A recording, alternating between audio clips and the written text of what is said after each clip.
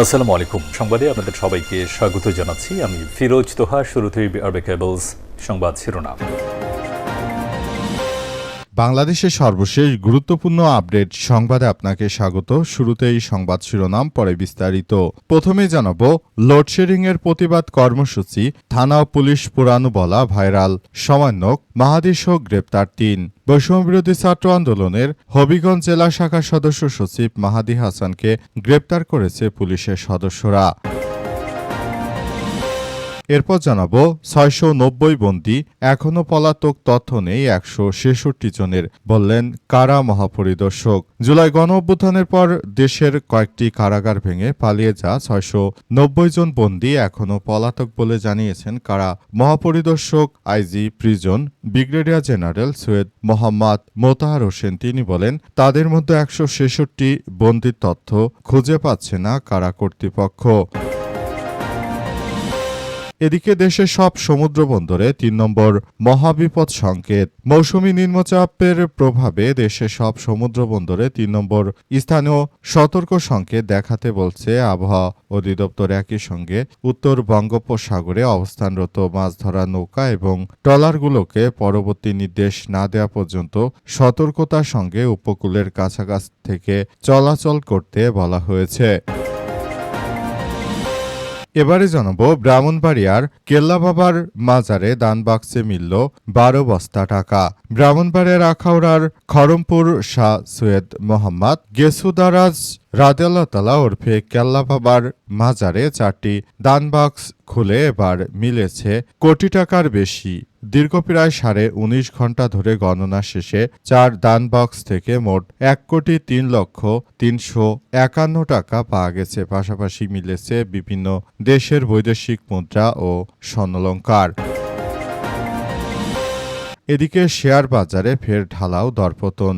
দরপতনের বৃত্তে আটকে গেছে দেশের শেয়ার বাজার। প্রতিদিনই লেনদেনের অংশ নেওয়া বেশিরভাগ প্রতিষ্ঠানের শেয়ার ও ইউনিটের দাম কমে যাচ্ছে। আগের কার্যদিবসের ধারাবাহিকতায় সপ্তাহে তৃতীয় কার্যদিবস মঙ্গলবার ১৮ আগস্ট শেয়ার বাজারে দরপতন হয়েছে।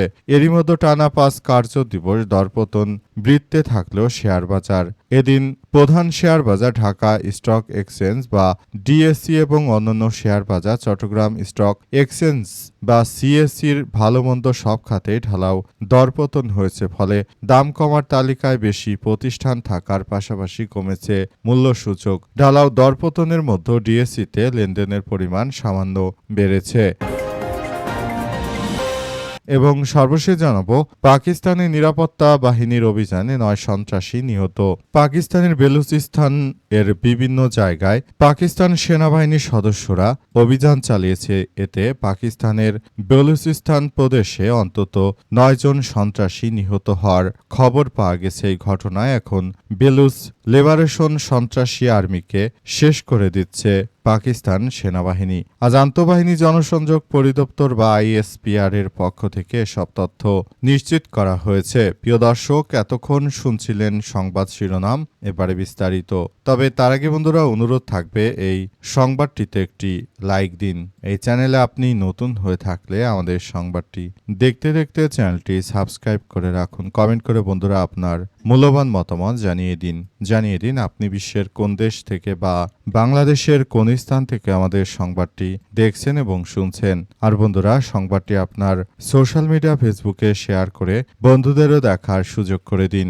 গাজা যুদ্ধে আপনি যদি নিরীহ ফিলিস্তিনিদের ভালোবেসে থাকেন বন্ধুরা, কমেন্টে ইয়েস লিখে পুরো বিশ্ববাসীকে আমাদের এই তাজা আপডেটটি দেখার সুযোগ করে দিন। এবারে বিস্তারিত। আর বন্ধুরা, দেখতেই থাকুন আমাদের এই লেটেস্ট আপডেট সংবাদ।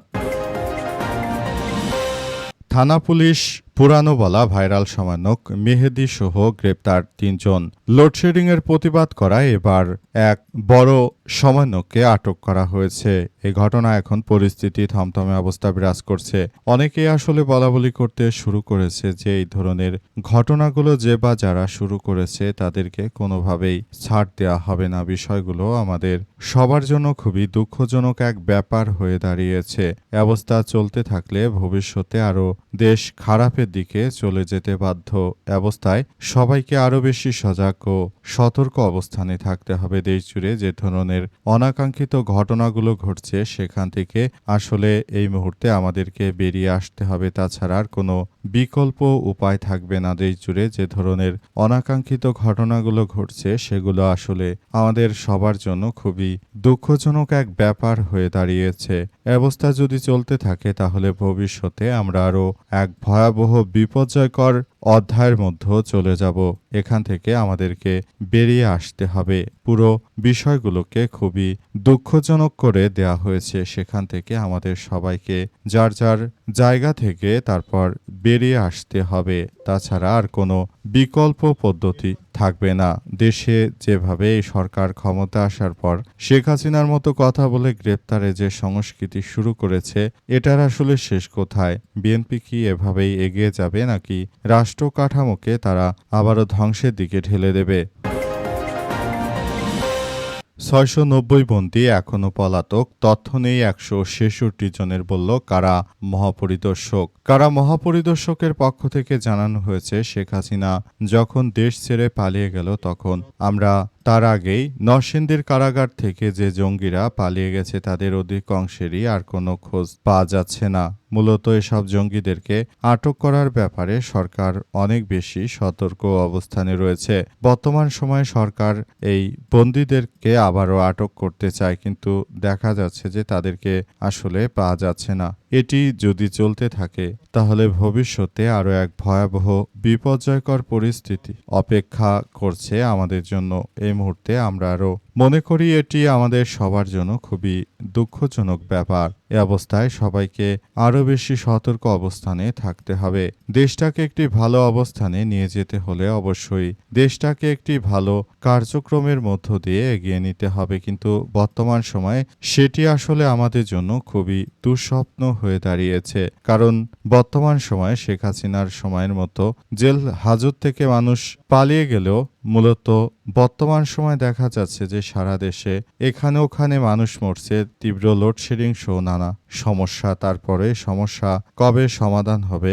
বাংলাদেশের অর্থমন্ত্রী আমির খসরু মাহমুদ চৌধুরী জানিয়েছেন যে রাতারাত যে বিদ্যুতের সমস্যার সৃষ্টি হয়েছে, এই বিদ্যুৎ সমস্যা ঠিক হতে আরও অন্তত 2 বছর লাগবে বলে জানিয়েছেন তিনি। তার মানে অন্তত 2 বছর মানে এই বিদ্যুৎ সমস্যার মনে হয় না আর বিএনপি সরকার কোনো সমাধান করতে পারবে।